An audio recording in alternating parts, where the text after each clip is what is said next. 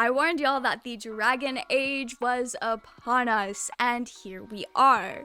It is now time to take an overly sympathetic, entirely way too in-depth look at the silly guys that make trekking around Ferelden worth it. Starting with the silliest guy of all, Zevran. Let me get my personal biases out and up front. Zevran is my favorite, my baby girl. I love him very much. He did nothing wrong, and I think he's very neat. Okay, so now that everyone knows that I am a Zevran kisser, let's dive into his story and character. And it should be noted that we're going in chronological order to his life, not chronological order in which you learn these things in the game. So, I guess spoilers for a Zevran romance, Zevran character arc, but let's be real. If you're watching Dragon Age Origins videos in our God-given year of 2025 or later, you've probably already played the entire game and know everything I'm going to talk about already. So, let's get into things. Zevran talks about his childhood with a level of detached indifference. He doesn't say it was bad, but he doesn't say it was good either. Zevran's mother was a Dalish elf, and she left her clan to follow the love of her life to Antiva, where she became a prostitute after her love of her life suddenly died. She also died after giving birth to Zevran, so he entered this world as an orphan, being left behind to be raised with other orphans in the brothel that his mother presumably worked for. He somewhat jokingly calls her his first victim, and as concerning as that is, it is also funny, and I think I probably would do the same thing if I were Zevran. We love a good joke. Dark humor is also just like a way a lot of people deal with trauma, and I think Zevran is the poster child to that. Zevran's demeanor when talking about his past is giving the same energy as when a person hides their pain behind humor and tries to detach from their trauma instead of fully processing it. Part of why Zevran seems to have nothing overtly bad to say about how he was raised is just due to the simple fact that he knows no different. This is the life he was born into, and it's been his life ever since. This is the only thing he knows, and he doesn't know what a normal childhood looks like. He doesn't know the full depths of the ways his upbringing has failed him. His life wasn't all that different from his peers. He didn't have a comparison point. He and the other orphans were raised communally by the women who worked at the brothel. There's not much comment on how well these women treated the children, but Zevran does offhandedly mention occasional beatings. I really don't know if this was a note of discipline or intentional physical abuse. Children shouldn't be beaten, period. But this game came out in 2009, and it was a bit more socially acceptable to use this form of punishment back then, and a lot of times there is a difference in force and treatment and vibes if the beatings were discipline or more what we think of when we talk about physical abuse. And Zevran does not elaborate. So this point is up for interpretation, but considering that it's not really something that seems to come up again, it's either just an offhanded comment about discipline or nuggets of a tragic upbringing that just get overshadowed by everything else that's to come. I read this part of Zevran's character and I think about Mao from the Apothecary Diaries, who was also raised in a brothel, but it's a little bit different because while she was communally raised by the women who worked at the brothel, the owner was her grandmother, and she was also kind of adopted by someone who didn't have any ties to the brothel. And so her upbringing is probably very different, and we see that everyone does care and love for her in ways that I don't think Zevran got to experience. I'm sure the women that worked in the brothel did their best, but if they had a gaggle of orphans to raise and a job to do, I could imagine it it didn't go very well, and that the individual orphans probably did not receive the full care, love, and attention that they deserved, and quite frankly, that humans, or just like people in general, need while developing. You can give Zevran sympathy, or ask why he talks about all of this as one would a traditional and happy childhood. He does mention that he gets off lucky being able to bring a decent price when he was sold to the crows. Apparently, the other boys he grew up with weren't so lucky. The game never elaborates on it. We can assume they either died or were groomed into the system, becoming sex workers themselves. A choice that was made for them, and a fate that would strip them of their autonomy. And a fate that Zevran wouldn't have been okay with for himself. I'm not saying that sex work is bad, but I'm saying in this particular context, the children probably did not have much of a choice because they had debts they needed to pay off, whether it be debts that their parents accrued and then the debts of raising a child. And that just seems like the system they were brought up in. Again, the game never fully elaborates. This is just what I think is the most likely. What happened to the other boys, though, isn't the point being made here. Zevran was raised in an environment that eats people alive, money above all else, and that is the thing we're supposed to take away from all of this. And Zevran had the skills to be useful to someone. He had the skills to maybe not rise above it all, but to swim in the sewage. That is his life. That was kind of cruel. I didn't write that part in the script. I'm sorry, Zevran. Zevran did not have it as bad as the others he grew up with, so to him, he's doing well, and his life has been maybe not good, but not bad either. Listening to Zevran talk about his past, we can see that he is the kind of guy that makes the most of what's been given to him, and he approaches life with a level of optimism that, quite frankly, doesn't seem warranted with all the misfortune that has befallen him. But he looks for the silver lining, and I can respect that. Perhaps it's his way of keeping afloat in this darkness that has been his life. Zevran considers himself lucky when compared to the other orphans raised in the brothel, but regardless of how lucky he may feel, the environment he grew up in is typically not portrayed as places where children would thrive. And in Dragon Age, it's not something that's painted as a good thing for Zevran, but it does serve as a starting point for understanding why Zevran is the way he is about intimacy. At the start, Zevran views physical intimacy as just a thing people do for fun, for pleasure, or to get an in on someone for his job. Intimacy isn't actually all that intimate, at least not emotionally. It's very transactional. That's the only version of physical intimacy Zevran has been around. The shallow, for sale kind. It makes me think that it's also the closest thing to love he's ever gotten in his life. He didn't know his mother, he didn't know his father, and it kind of sounds like he did not have a loving parental figure in his life at all. He doesn't speak fondly of anyone who had any hand in raising him, but he does hold familial sentiment for his deceased mother. That tells me he does crave connection, and he wants to feel the parental love that he might have missed out on, and he didn't really get that anywhere else. And the fact that he does regard his mother so highly or have this sentiment towards her also tells me that he is open to love and connection, because you can crave it and not be open to it, if that makes any sense. But Zevran is open. He is willing to entertain a more emotional intimacy, not necessarily in a sexual or romantic way, but it is something that his heart desires and he is kind of out there for, if that makes sense. I know he doesn't come off that way, but I think it's something that's a little bit more deep down, because he's not lived a life where it's safe for him to harbor emotional intimacy with people.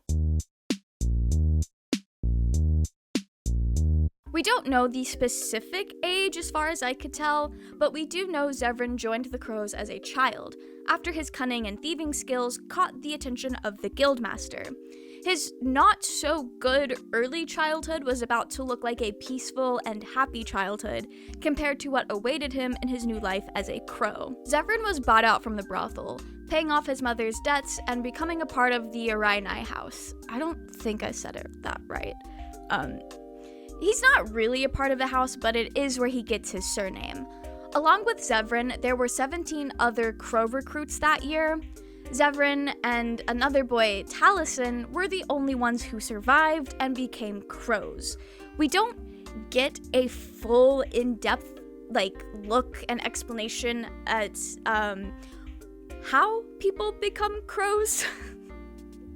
Zevran never elaborates on that, and it's not really the point of the game or anything about his character arc, but given the fact that 2 out of 17 survived, tells me that whatever the training process of becoming a crow looks like, it is very fatal, very difficult, and not something anyone of any age probably should go through. We know that being a part of the crows is basically torture. We see this. And I think being trained to become a crow is also essentially torture. So, he goes from being in a brothel, getting just his bare needs met, to suddenly being tortured. So, you know what? Maybe that's why Zevran thinks he had, a pretty decent childhood. Maybe that's why he talks about it like that. Zevran and Taliesin were essentially groomed into becoming assassins, trained to kill efficiently and not care. The two grew close and became romantically involved with one another, as well as Rena, a girl who was also brought into the crows. The trio worked together as a team, and each person specialized in a very specific skill set. Rena was the brains of the operation, Zevran was the charmer and the poison guy, and Taliesin was the brawn. Taliesin and Rena were the silver lining amongst the hardships and torture that Zevran faced working with the crows. Based on his Fade dream he was stuck in, we know Zevran was tortured as a part of his training and test to become a crow, and we talked about that just a little bit ago.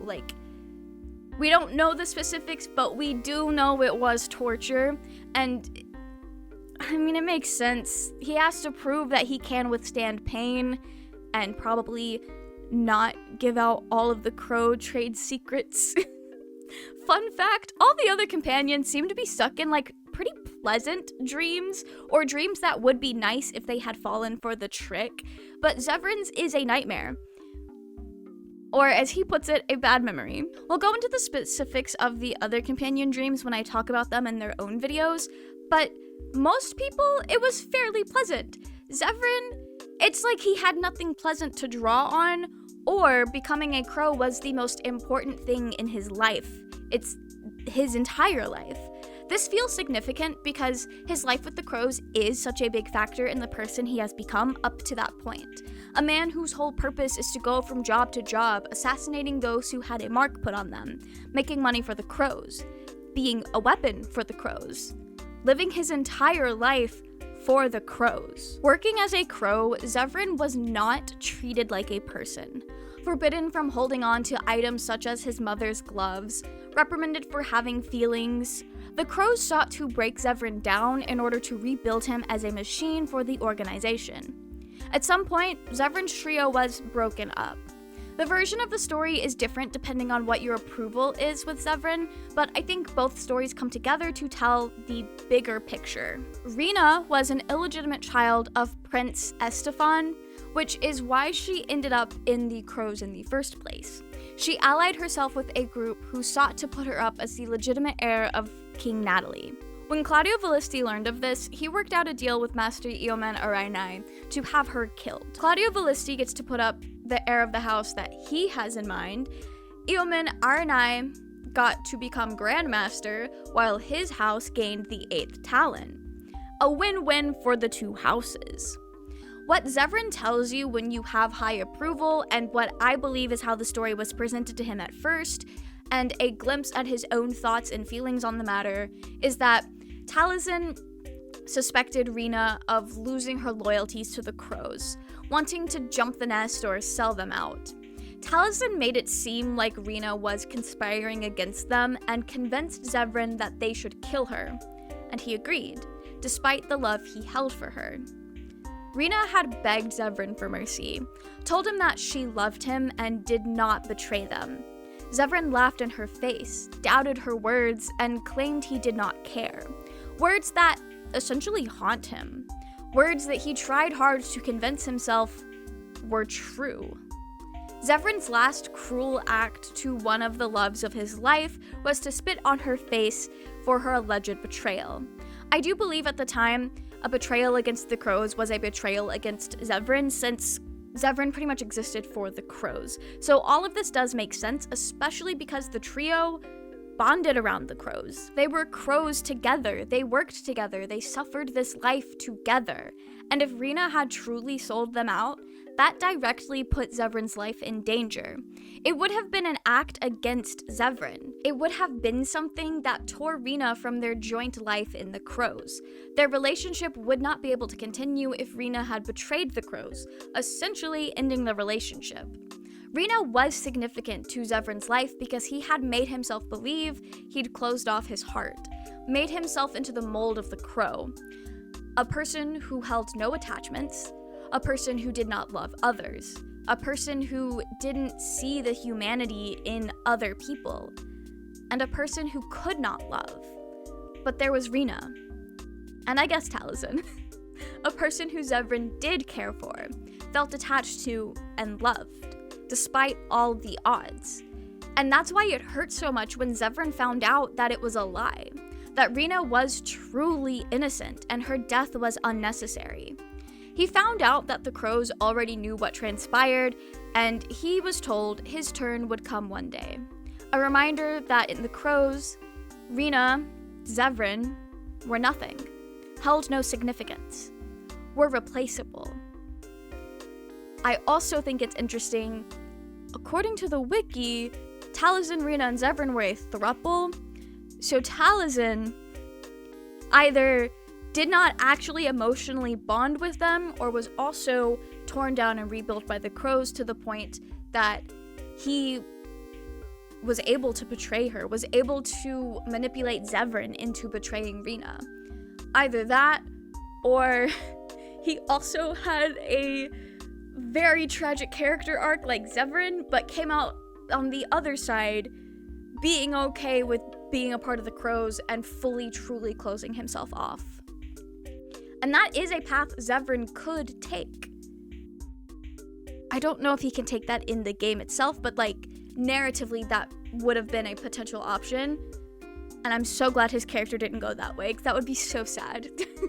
The devastation of what happened between Zevran, Taliesin, and Rena is what leads him to take the hit on the Grey Wardens. A way he could go out with a bang. A way to end it all. He never intended to survive the attack on the player. Zevran, fresh on the heartbreak of what he'd done, what he allowed to happen, and the loss of Rena and kind of Taliesin, accepted Loghain's hit on the Grey Wardens. Killed the player character, Alistair, and whoever else was in their group. A very intimidating job, to say the least. If you intend to actually play the game and not just quit here, Zevran does not succeed. After fighting off Zevran and his band of assassins, the player finally gets their meet cute with Zevran, the hired blade that sought to take our life. The guy who doesn't really care how this job turned out. The player can interrogate him and figure out what's going on, and this is also when you can either kill Zevran, the choice that makes the most sense on paper, the safest choice given he literally did just try to kill you, or you can take a chance. Let this guy into your party because you need all the help you can get. Objectively, not the smartest choice, but those tend to be my favorite companions. When you approach him after the fight, Zevran is equal parts surprised and disappointed that he is not dead. And then he's all too willing to basically tell us everything we want to know. His name, his occupation and affiliation, his mission. He seems to make light of the situation, not really caring that he's failed. With hindsight, we know that this job was Zevran's elaborate suicide attempt. Without that hindsight, he's just a chill guy taking life as it comes at him. The tone and manner in which Zevran speaks would make you think he just messed up some mundane task, not that his life was literally in danger. It's this juxtaposition in how he reacts to his own life that makes him intriguing and somewhat endearing, at least on the surface level. So I played a mostly good run for Dragon Age Origins, and I have not had the time to go back and play it again and play a more evil run. So this good run will be the lens that we mostly look at Zevran from. He has the capacity to be an evil companion, and he's right there with Morrigan when it comes to the morally gray, not super upstanding person. But he also has the capacity to be right there with you on a more righteous path. Zevran truly is just going with the flow. He's already living on borrowed time, and he's just grateful you found a use for him. He doesn't judge the player for their choices, and there is very, very little he actually objects to, and you can persuade him to not lose any approval points.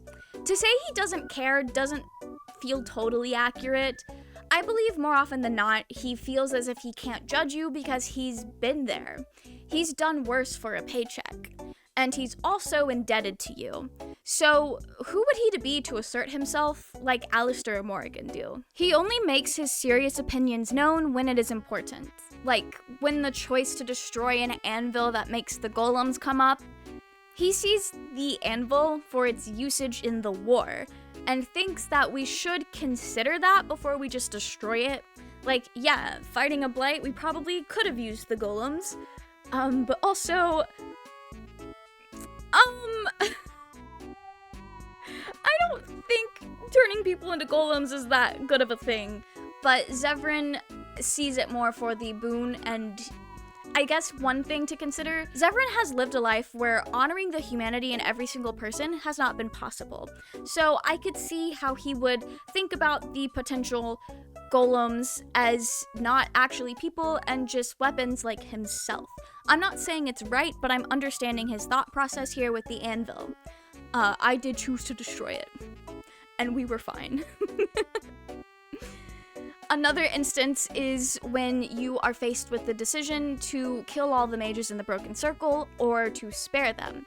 And if you are considering killing them, Zevran is very upset. If you spared him, why swap up now and not spare the mages? It's just like the good thing to do, but also I could see how from Zevran's perspective, if you did swap up and kill the mages, what is stopping you from swapping up on him? It's a contradiction in your actions that does not bode well for Zevran. So while it is the right thing to do, I am also the first one ready to admit Zevran might have had some selfish motives behind that. Or maybe he's just down with the mages, and I can respect that. I too am down with the mages. Zevran also thinks that slaughtering the entire Dalish clan is fucked up, and he'd be right.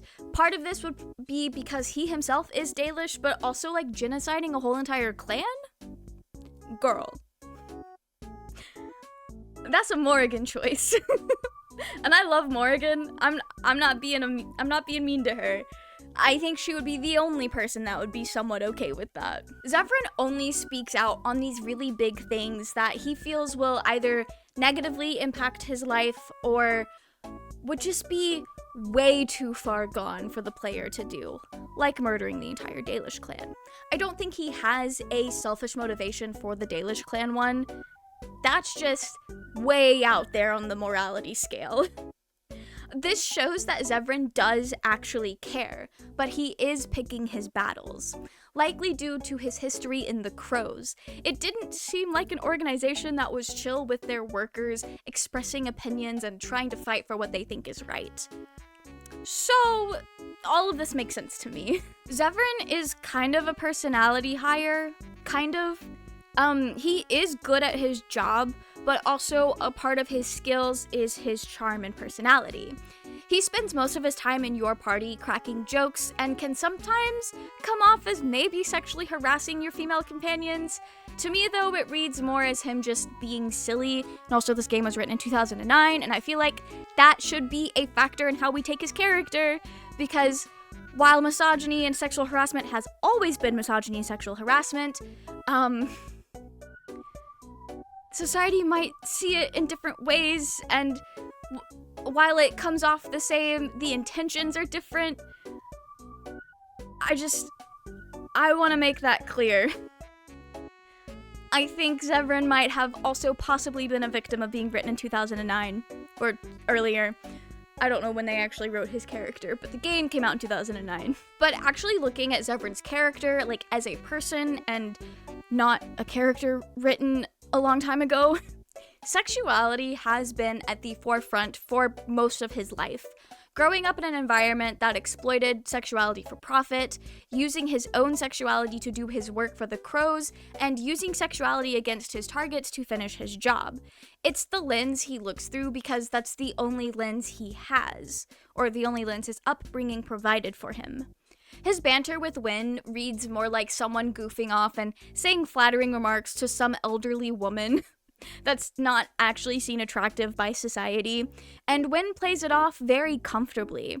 His banter with Leliana, to me, comes off more like he's pushing her buttons in a playful way to annoy her. Zevran and Morrigan have more of a "I got your number, you suspicious person" type of banter, but he does also make sex jokes with her as well. He finds her dangerous, and that's somewhat intriguing to him, but it's always felt more of a thing that he just says to say it. Like, he looks at Morrigan and he's like, "You're gonna kill me, but like, also, I could be into that." It feels very silly, and I don't think it's something that we as the player are supposed to take too wholeheartedly. And I don't think it was the intention to really paint him out to be someone who is into harassing people. I think that's just how the writers thought they were going to portray this very pro-sex, hypersexualized character. Zevran is a very hypersexualized character in the same way that, I guess Lestat from Interview with the Vampire? Maybe? That's like the first example off the top of my head that's like an adult character that is very, very sexual and could potentially come off as wanting to sleep with anything that can consent. Zevran does come off that way, but I think that was to be a joke, and also, like, that is just how he was raised, and it's how he's dealing with how he was raised. And I don't think that's supposed to be a note of him being like, yeah, let me just make all of these unwarranted sexual remarks at the companions in the game. Does that make sense, or do I just sound like I am making excuses for a man? I did romance Zevran, and when you are romancing both Zevran and Morrigan, which I did, he makes a comment about being kind of afraid of her and is willing to just let her have you. I think this is also true for most other companions, because for Zevran, intimacy is kind of like, whoa, that's scary. But all of this might be painting my read on his dynamic with Morrigan and the other companions. Just, you know, putting all my biases out there. I say all this to say, if he had the chance to smash everyone in camp, he probably would. I'm aware of that. But I don't think he's harassing the female companions. At least, that wasn't the intention with his writing. The companions react in a way that a friend making jokes would, and it's all very lighthearted. Zevran is a pretty lighthearted guy, or at least tries to be, with you and your party. He's been given a second chance, and he's here to make the most of it. When romancing Zevran, things start out pretty casual. It's for fun, for pleasure, nothing more. It's just like, I don't know, y'all both looked at each other and said, damn, I want to try that. It's like any other experience Zevran has had. I do want to specify though, I think he agrees to sleep with the warden because he wants to, and because casual sex is very normal to him. I do not think this was some attempt to endear the warden to him or make his way into our good graces to protect himself. He is not like Astarion from Baldur's Gate 3 in this regard. He is sleeping with you for the love of the game. No other reason. But over time, Zevran starts to open up and feel more comfortable with the player, and he becomes more vulnerable. It's not something that he does normally. It's scary and something that makes him very nervous. He opens up about his previous love, Rena, and shares his deepest thoughts and feelings with the player. Something he's never really been able to safely do. I'm sure he did this with Rena and Taliesin, but considering we know how that ended, I could see why he would be hesitant to form that connection again. Once he realizes just how deep his feelings are, Zevran even requests that y'all stop having casual sex. He's gotta figure his love life out, and he wants things to actually mean something. All this tells me that Zevran is not used to seeing physical intimacy in the context of emotional intimacy and romance. They're two separate concepts for him, and while they can go together, in his experience, they often don't. There's also the fact that things with Rena ended in a pretty traumatic way. Fake betrayal, causing her death, the weight of the guilt. Love is scary for Zevran because it is not safe. His connections can and have been used against him. His previous life is not one that was very conducive for really connecting with others. Love isn't exactly new to him, but Zevran has not had many opportunities to really figure it out, to indulge in romance. But here's this Grey Warden who spared his life just for the hell of it, brought him along just because they liked his vibe, and fell in love with his silly personality. This is a future Zevran has never imagined for himself. Him in a stable and loving relationship? Him getting to experience intimacy beyond shallow connections? When you imagine one thing for yourself and consider other options impossible, it really, really shakes your worldview when the impossible happens. It's scary. Love is scary. And Zevran's putting himself out there, and he doesn't really know how to feel about it. It's confusing for him. In some ways, it reads a little bit like a romantic orientation crisis. Like when you think you're aromantic and you don't really feel attraction in that kind of way, or you convince yourself that you are aromantic due to trauma, only to find out years later you actually are capable of feeling romantic attraction? Shakes things up for real. I'm not saying Zevran thought he was aromantic, since it feels more like he just didn't think he'd lived a life where being able to build a connection was possible. I'm just saying there are parallels here that I can kind of resonate with, and I understand why he's so, I guess, uneasy about building this connection with you once he realizes that's where things are going. Why he's so awkward and nervous about it, because he's putting his heart on his sleeve for you, and that's a scary thing to do. Especially when it's something you hadn't really envisioned yourself doing ever again. Zevran is a man who learns to love, learns to make friends, learns that it's okay to create connections and bonds with others. That is if you go on his character arc. Dragon Age Origins is an RPG that has different paths you can take. So Zevran won't always walk out of this game better than he walked in. He won't always get the space to heal and work on creating a better life for himself, but that's the version of his story I find compelling, and the version I got to experience firsthand. Joining the Grey Warden's fight against the Blight gave him a noble purpose, and the opportunity and confidence he needed to really leave the Crows for good. Regardless of how you play the game, if you do not kill Zevran at the start, you change his life for the better. And I think that's beautiful.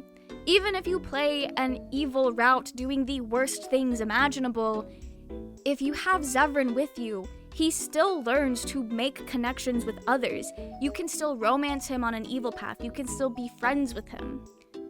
While he may not be doing the best things he could be doing with you, he's still doing better than he was. He's learning to be more than he was. And he does still leave the Crows. So, in that regard, I think the most important thing about Zevran's character and the arc he goes on is going to be relatively unchanged depending on the morality of the player. But it's just very sweet, the version I experienced. That's been my Unpacking Zevran video. I love him. That's why we did him first. thank you guys so much for watching this video. If you enjoy Dragon Age Origins, I will be making other videos about Dragon Age Origins companions and also Dragon Age 2 and also possibly Inquisition, but I'm still finishing up Dragon Age 2, so I'm not going to promise anything about Inquisition, but I probably will have things to say. So I guess just stay tuned. I'm trying not to only make Dragon Age videos. I don't want a repeat of my Baldur's Gate era. I would like to have some variety. So I appreciate you guys who might only be here for RPG content and are putting up with silly anime stuff in between. Y'all are real ones. Anyway, that's it for me. And the next character we're unpacking, I think it's gonna be Alistair. I have a lot of thoughts about Alistair. So I'm excited to really sink my teeth into his character. Anyway, I'll see you guys next time. Bye!